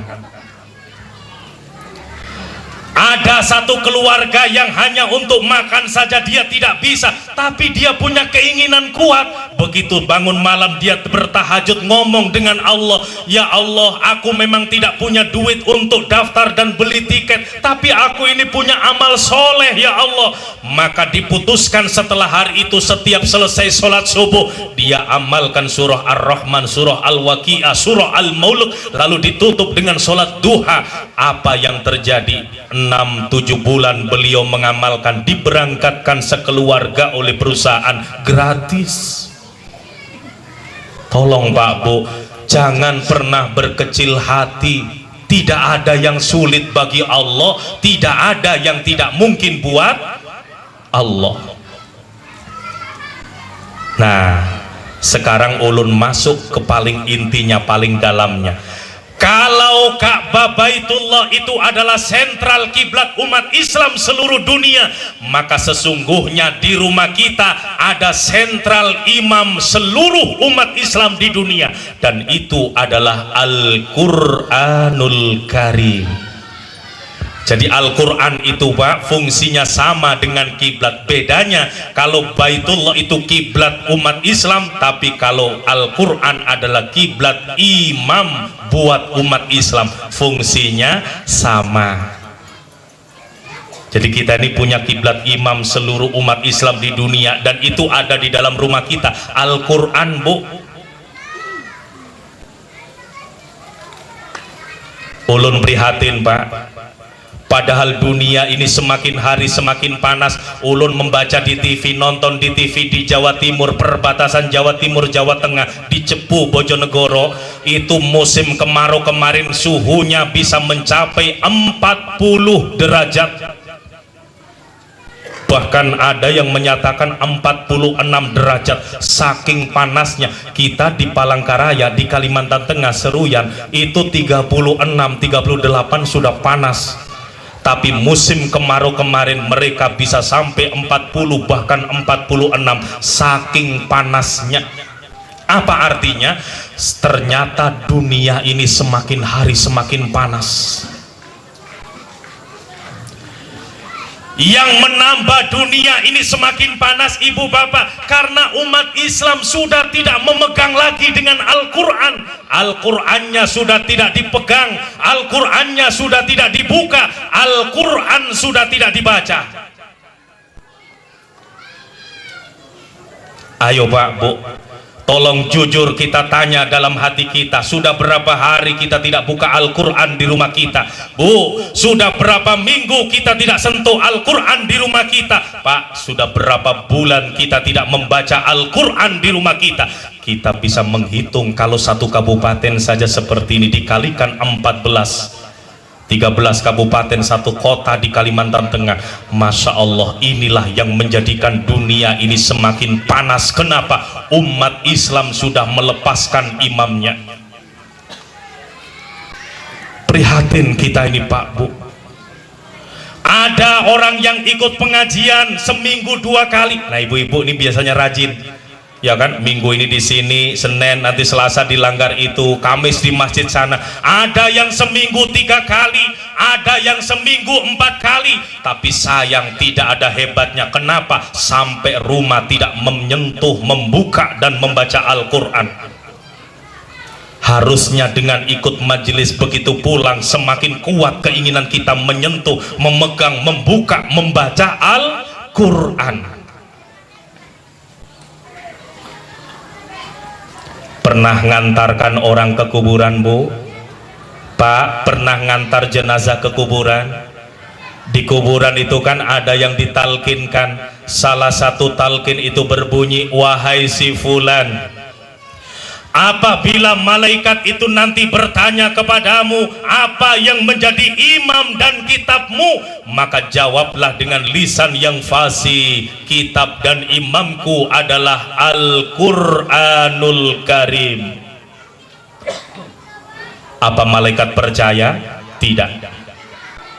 Malaikat ngadu sama Allah, ya Allah, kata si fulan imamnya adalah Al-Quran, gimana? Belah dadanya.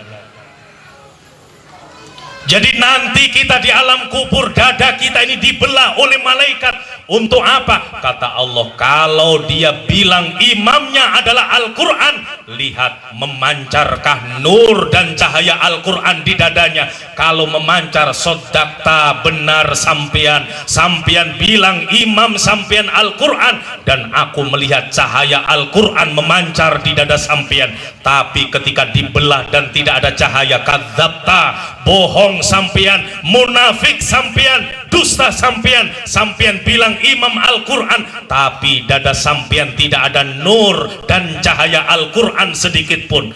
Ingat Pak, Bu, Nanti kita di alam kubur ini dibelah dada kita, memancarkah cahaya Al-Quran dari dada kita atau tidak?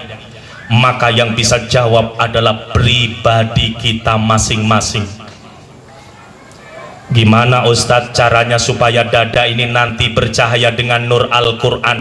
Tidak ada pilihan lain, jadikan Al-Quran adalah bacaan keseharian kita. Jadi ulun menyambung lidah program Kementerian Agama Pusat Jakarta, Pak, Bu.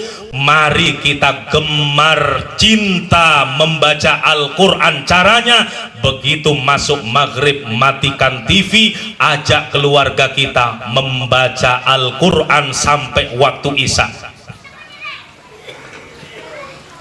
Kita ini sudah rindu, Pak. Dulu listrik belum masuk, rumah ke rumah kedengaran orang ngaji, ya kan, Bu? Kedengaran orang ngaji. Tapi sekarang listrik terang benderang, yang kedengaran cuma suara TV. Ulun ini prihatin, orang-orang kita setiap sholat langganannya trikul. Tahu trikul? Tri itu 3, kul ya kul, 3 kul. Kul huwallahu ahad, kul a'udzu birabbil falaq, kul a'udzu birabbin nas. Jadi surat 3 dibolak balik sholat zuhur, asar, maghrib, isya, subuh, sampai malaikat itu ketawaan, Bu. Malaikat itu apa? Habis kita ghairil maghdubi alaihim waladdallin, ujar Rokib sama Atid. Ayah Atid, tahukah kamu surat apa yang dibaca? Ujar Atid, pasti kul. Pasti kul. Begitu kita kul, nah kul. Kalau setiap hari itu, Bu, malaikat berdua ini ketawaan. Sayang kita nggak mendengar, nggak melihat. Kita ini kadang-kadang hidupkan majelis taklim sudah 5 tahun, sudah 10 tahun. Ujar ulun minimal setahun 1 surat barang. Jangan kul dan kul terus. Masih banyak surat yang lainnya, Bu. Masih banyak, ya kan? Jadi mari kita kembalikan, Pak Ibu. Kalau biasanya habis maghrib suara TV, matikan TV kita. Ayo ajak keluarga kita, kita baca Quran. Kalau ibu bapak bisa seperti itu, nanti nur dan cahaya Al-Quran ini akan memancar di dada kita. Jangan takut ketika di alam kubur begitu dibelah, malaikat pun kaget karena nur Al-Quran ini memancar terang dari dada kita. Duh, ini loh Pak, Bu, saat ini yang sudah mulai dilepaskan umat kita ini. Ulun prihatin kadang-kadang di majelis manapun yang diperbanyaki ngaji, waya ini kitabnya saja. Padahal tidak ada pertanyaan kubur, apa yang menjadi kitabmu? Kita jawab kitab fikih, di tempelengnya kita, Pak. Malaikat, kitabku kitab fikih, sulam safina, tidak perlu itu. Ditanya lagi, wahai ibu, apa kitab dan imammu? Ibu jawab, malaikat, imamku adalah kitab Al-Barjanji. Bu, ujar malaikat, kada perlu itu bagiku. Maksud ulun begini, ayo pian yang mengaji hadis, mengaji kitab fikih, tapi tolong Al-Qur'annya dilebihkan. Yang keliru, yang dikaji kitab ini itu, Al-Qur'annya ditinggal. Padahal itu adalah kitab dan imam kita dalam hidup ini. Punya Al-Qur'an di rumah, Bu? Punya, Pak? Di rumah punya Al-Qur'an? Masih baru atau sudah jelek? Masih bagus atau sudah jelek, Bu? Karena Al-Qur'an yang bagus itu Al-Qur'an yang sudah jelek. Kenapa? Al-Quran yang bagus di rumah kita itu kalau lembarannya kumal berarti bagus, sering dibolak-balik dan sering ini tidak. Al-Quran 10 tahun masih terbungkus rapi, plastiknya belum dibuka. Apa hebatnya? Ada lagi yang hadiah mas kawin cucu sudah 3, Al-Qurannya masih disegel, Bu. Apa istimewanya? Ayo Pak, ulun latihan. Jadi ulun ceramah ini ulun latihan kepada keluarga. Habis maghrib semua pegang Al-Quran. Ayo kita hidupkan lagi tradisi Rasulullah, orang yang cinta Quran. Masa kita umatnya tidak cinta membaca Quran? Teladani Rasulullah itu Pak, Bu. Sehingga Aisyah radhiyallahu anha pernah ditanya oleh sahabat, wahai Aisyah, kalau aku ingin tahu seperti apa akhlaknya Rasulullah. Aisyah nggak bisa jawab. Kalian tahu nggak Al-Quran sama tafsirnya? Tahu, itulah akhlaknya Rasulullah. Jadi kalau kita ingin dekat dengan Rasulullah, ingin tahu akhlaknya Rasulullah, tidak ada pilihan lagi Bu, Pak. Baca Al-Quran, buka Al-Quran. Penelitian terakhir di Malaysia menunjukkan ternyata susunan huruf yang ada di Al-Quran sama persis dengan susunan saraf mata kita. Bapak Ibu, penelitian terakhir seluruh pakar-pakar ilmu pengetahuan yang mengkaji tentang Al-Quran di sana menyimpulkan bahwa tulisan huruf Al-Quran seirama persis dengan susunan saraf mata kita. Berarti orang yang membaca Al-Quran, dia secara otomatis sudah terapi mata gratis. Nih, yang matanya sering berair, yang matanya sering merah, yang matanya sering kabur.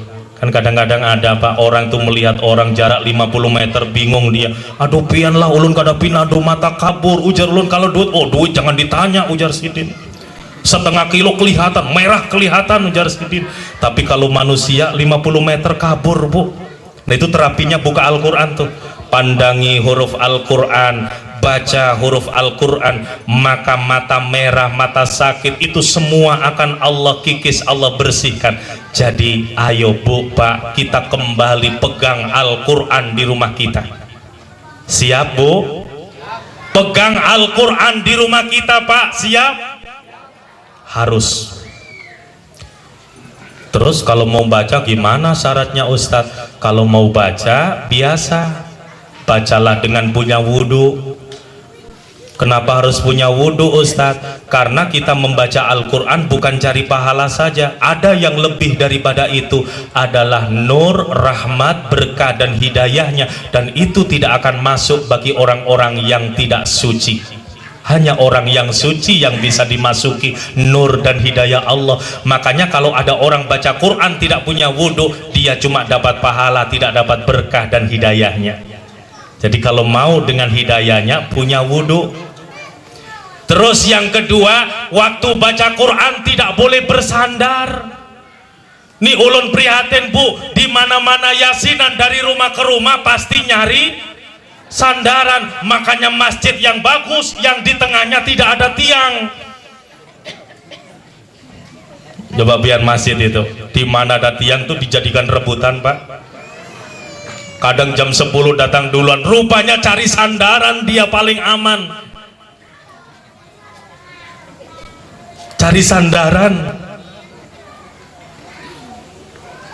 Baca Yasin sambil bersandar, bagaimana mungkin hidayah Allah turun? Nih Bu, duduk sambil gini lagi, ngantuk lagi. Yasin, nggak mungkin hidayah Allah kena orang ngantuk Bu. Duduk kita yang tenang, jemputlah rahmat Allah, jemput hidayah Allah, jemput berkah dari Allah, jemput. Dulu wasilahnya sudah ulun sampaikan kan, tidak usah yang banyak-banyak, cukup liridallahi ta'ala wa bisyafaati rasulillah wa bibarakati Al-Quranul Karim. Cukup 3 itu saja. Ya Allah, saya mohon ridhomu dan saya mohon Rasulullah jadi syafaatku, dan saya minta barokah dari Al-Quran yang aku baca. Al-Fatihah. Cukup baca Al-Quran kita.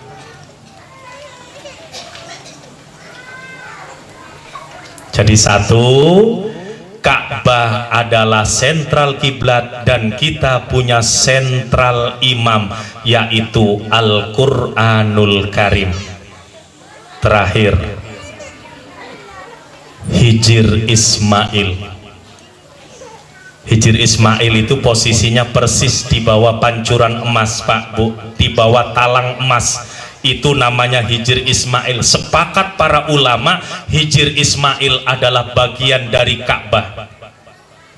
Makanya orang tawaf tidak boleh memisahkan Ka'bah dengan Hijir Ismail, harus ikut melingkari Hijir Ismail.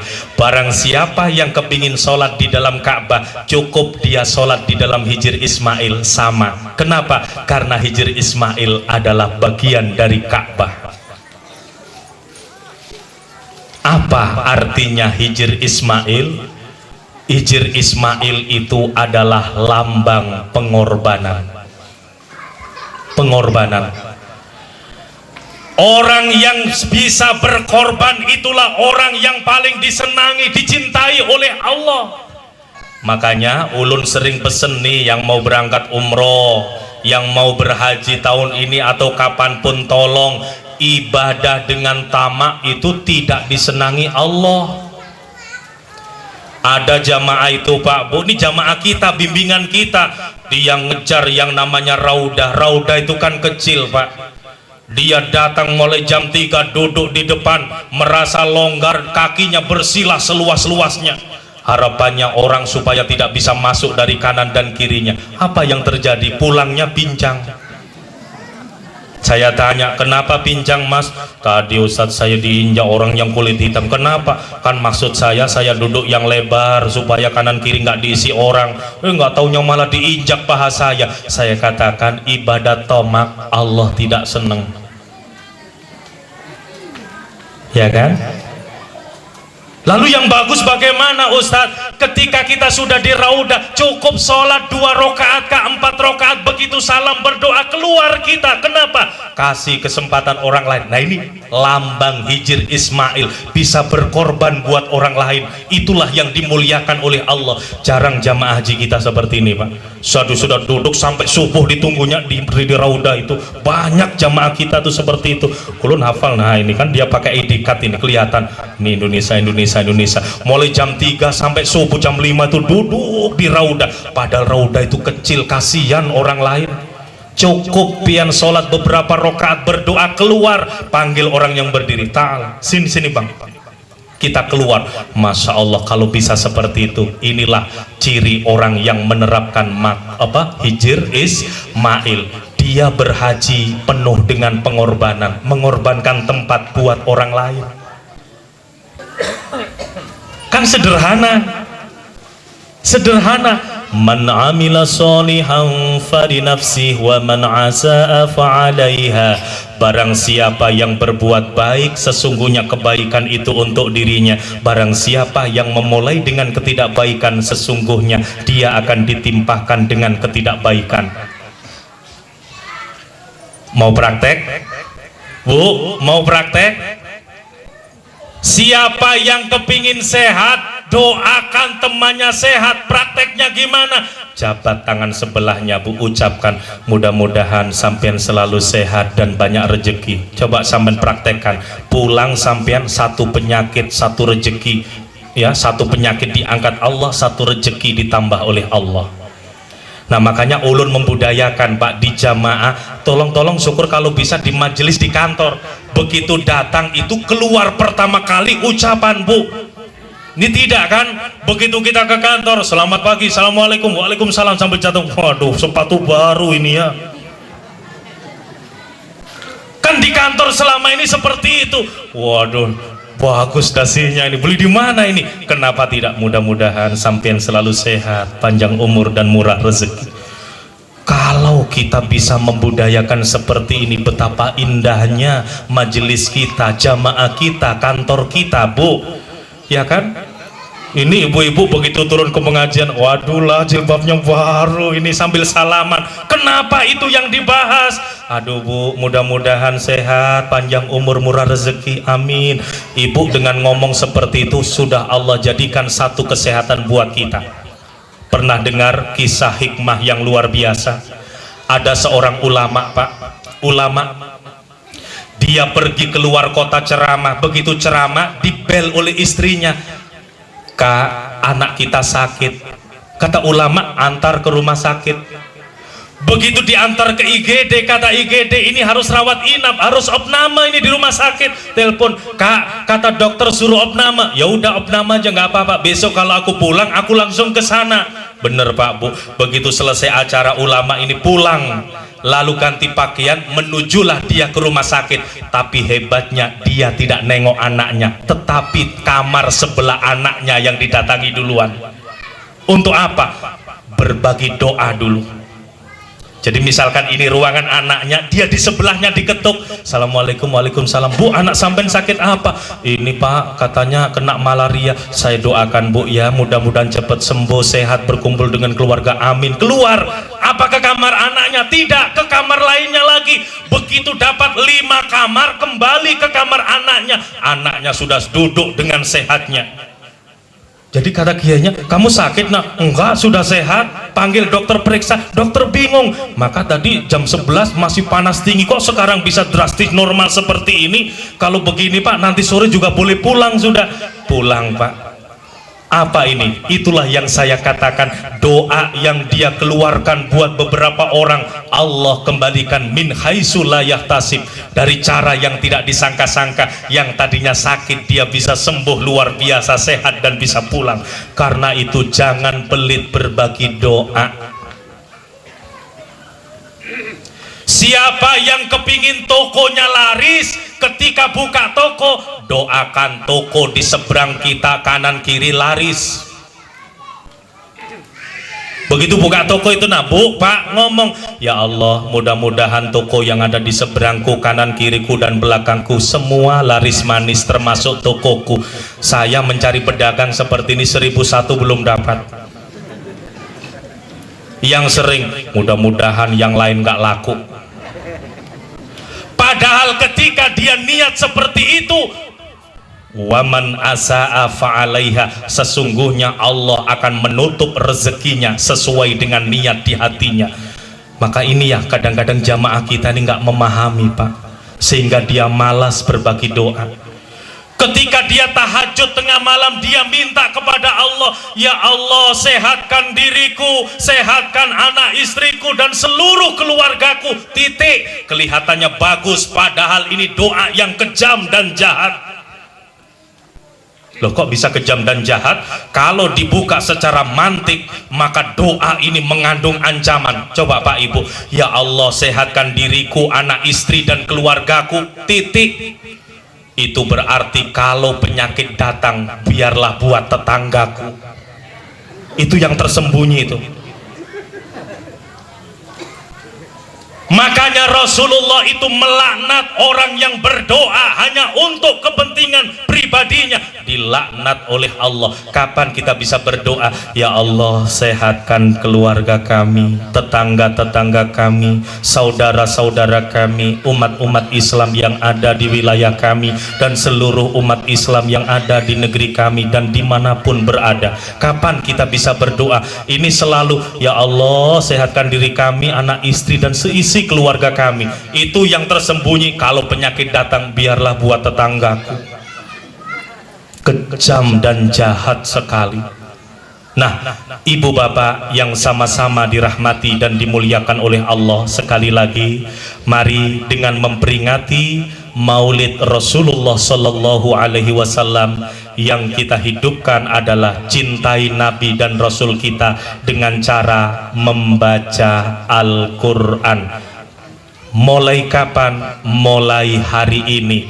Bagaimana mengamalkannya? Tolong begitu maghrib matikan TV, ajak sekeluarga kita membaca Al-Quran sampai dengan sholat isya. Kalau umat Islam di satu kabupaten nanti bisa seperti ini, maka cahaya kesejukan, cahaya rahmat, cahaya berkah dan cahaya kasih sayang Allah akan menyinari di satu masyarakat, di daerah-daerah yang dimana umatnya gemar membaca Al-Quran. Kalau pejabat yang ada di seruyan itu di mejanya ada Al-Quran, aman Pak, aman.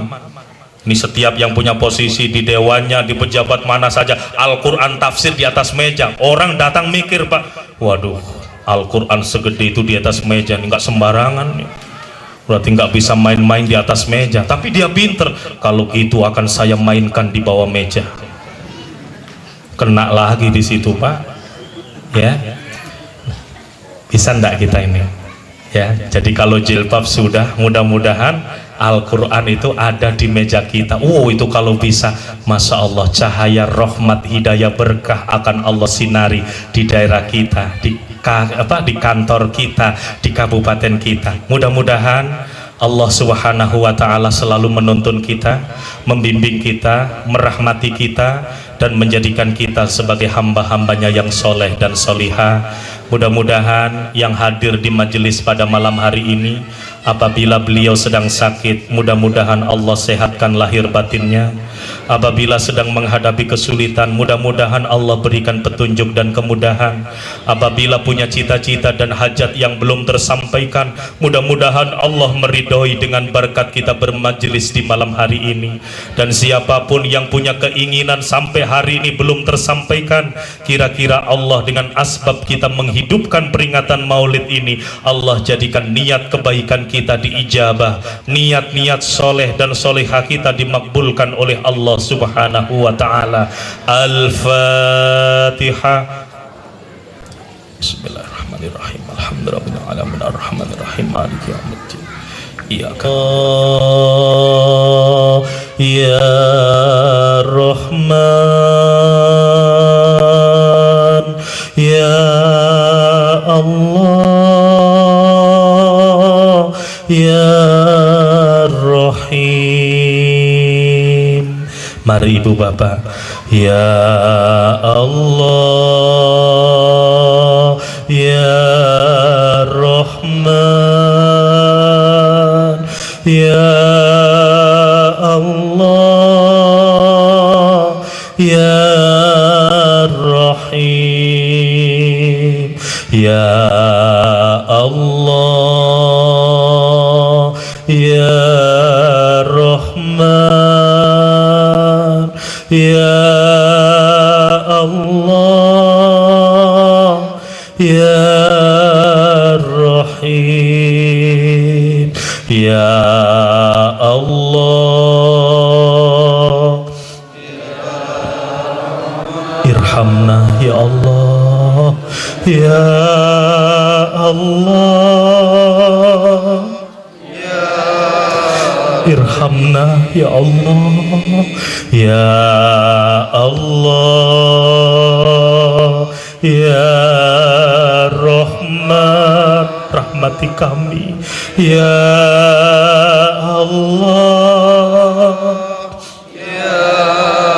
rahmati kami ya Allah ya Allah ya Rahman sayangi kami ya Allah ya Allah ya Rahim.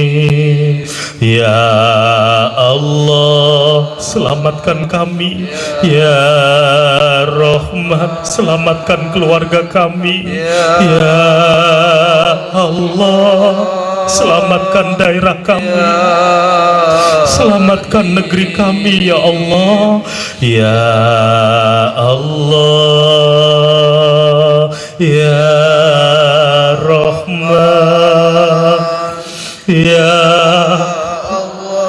Allah ya Rahim.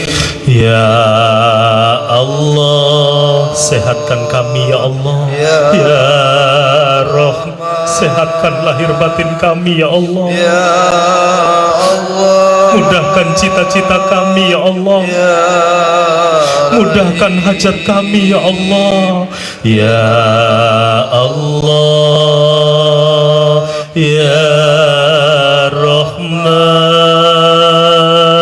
ya Allah ridhoi hajat kami ya Allah ya Allah ya Rahman ya Allah ridhoi hajat hajat kami ya Allah.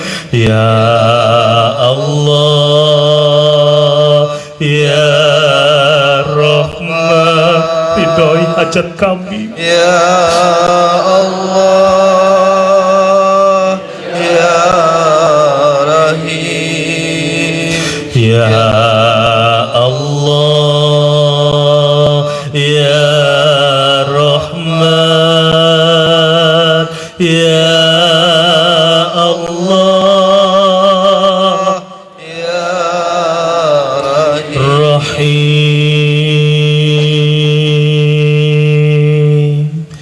Ibu bapak, mari kita menundukkan hati di hadapan Allah. Dialah yang menggenggam hidup kita, dialah yang mengajarkan diri kita, dialah yang menuntun kita, dialah yang maha tahu dengan hajat hidup kita. Hidup dan mati kita semua ada di dalam genggamannya. Mari dengan kesungguhan hati kita bersandar dan menyampaikan hajat kita kepada Allah. Amin amin ya Allah ya Rabbal Alamin. Bismillahirrahmanirrahim. Alhamdulillahi Rabbil Alamin. Allahumma salli wa sallim wa barik ala sayyidina wa habibina wa syafi'ina Muhammadin nur izzati wa sirri syarifi sayril asma'i wa sifati. Duhai ya Allah, menutup peringatan maulid pada malam hari ini, maka dengan penuh kerendahan hati, dengan sangat kuat harapan di dalam batin, maka kami menengadakan tangan bermohon dan bermunajah kepadamu. Rob, turunkan rahmatmu di tengah-tengah kami, turunkan berkahmu di tengah-tengah kami, turunkan ridho dan kasih sayangmu kepada kami. Ya Allah, tambahkan nikmat iman dan Islam di hati kami. Tambahkan nikmat iman dan Islam di hati kami. Tambahkan nikmat iman dan Islam di hati kami. Tambahkan nikmat sehat lahir batin kami. Tambahkan nikmat ketenangan, ketentraman, kedamaian, dan kebahagiaan hidup dunia sampai kepada akhirat kami. Duhai ya Allah, Engkau yang maha mengajar, Engkau yang maha menuntun dengan setiap hamba-hambamu. Karena itu tuntunlah kami, agar kami bisa menjadi hambamu yang soleh dan solihah. Bimbinglah kami ya Allah, agar kami bisa menjadi hambamu yang soleh dan solihah. Ya Allah, buatlah hari-hari kami semakin ikhlas mengabdi kepadamu, semakin ridho menjalani takdirmu, semakin sabar dengan ujian dan cobaan darimu, serta semakin bersyukur di dalam nikmat dan karuniamu. Rob, buatlah hati ini selalu bahagia bila menyebut asmamu, selalu rindu di dalam rukuk dan sujud kami, selalu rindu untuk beramal soleh di jalanmu. Ya Allah, buatlah hati ini bahagia apabila bisa bangun malam rukuk dan sujud kepadamu. Buatlah hati ini bahagia apabila bisa membaca ayat-ayat sucimu. Buatlah hati ini bahagia apabila kami bisa bermanfaat seluas-luasnya buat hambamu. Ya Allah, di dalam suka dan duka, buatlah hati kami selalu dekat denganmu. Dikala sedih dan gembira, dikala sehat dan sakit, dikala kaya dan miskin, buatlah hati ini semakin dekat denganmu. La ilaha illa anta subhanaka inna kunna minaz zalimin. Allahumma inna nas'aluka husnal khatimah. Allahumma inna nas'aluka husnal khatimah. Allahumma inna nas'aluka husnal khatimah. Ya Allah, ajari kami agar hidup kami adalah hidup yang husnul khatimah, serta ingatkan diri kami agar kelak mati kami pun dalam keadaan husnul khatimah.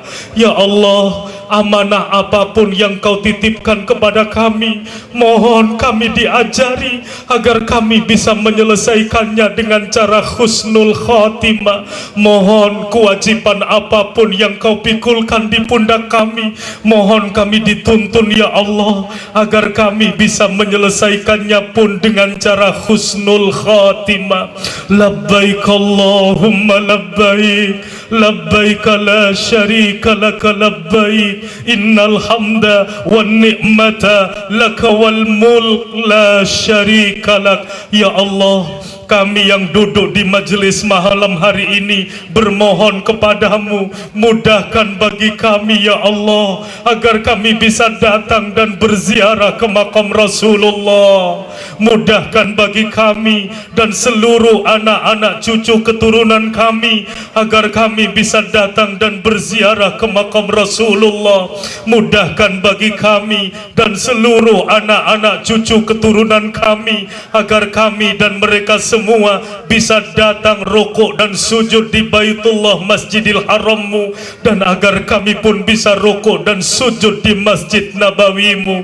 La ilaha illallah Muhammadur Rasulullah, la ilaha illallah Muhammadur Rasulullah, la ilaha illallah Muhammadur Rasulullah. Rob, dengan kalimat ini kami ingin menutup ucapan kami di dunia. Dengan kalimat ini kami ingin pulang kepadamu. Dengan kalimat ini ya Allah, di akhirat kelak kami ingin bisa menatap dan berjumpa denganmu. Ya Nabi, salam alaika. Ya Rasul, salam alaika. Ya Habib, salam alaika. Salawatullah alaika. Rob, seumur hidup kami belum pernah melihat Nabi dan Rasul kami. Karena itu ketika hari kiamat datang dan hari berbangkit telah tiba, pertemukan kami dengan Rasulullah di akhirat kelak. Pertemukan kami dengan Rasulullah di akhirat kelak. Pertemukan kami dengan beliau ya Allah. Bangkitkan kami bersama-sama dengan beliau ya Allah, dan masukkan kami ke surga berdampingan dengan beliau ya Allah. Salawat ibu bapa. Ya Nabi, salam alaika. Ya Rasul, salam alaika. Ya Allah, alaika salawatullah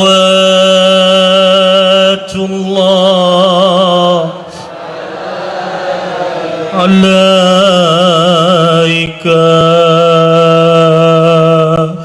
Bapak Ibu, selama ini kita mengaku sebagai umat Rasulullah, tapi kita tidak tahu apakah beliau juga mengakui kita umatnya ataukah tidak. Rob, kami yang hadir di majelis malam hari ini, kami kepingin diakui menjadi umat Rasulullah. Kami ingin diakui menjadi umat Rasulullah. Kami ingin mendapatkan syafaat Rasulullah ya Allah. Ya Nabi, salam alaika. Ya Rasul, salam alaika. Ya Habib,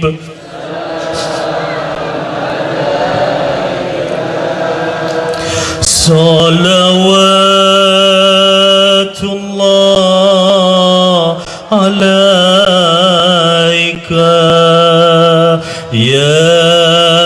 Nabi. Salam, salam, salam alaika ya Rasul, ya Rasul. Salam, salam, salam, salam alaika ya Habiballah, ya Habib.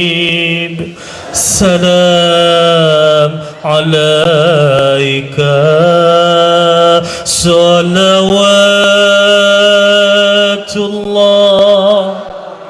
alaika.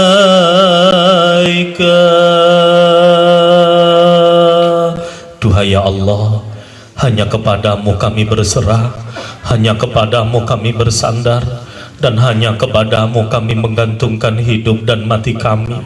Ya Rabbana ya mujibas sa'ilin, istajib doa'ana, istajib doa'ana, istajib doa'ana, khususan li hadhil jamaah.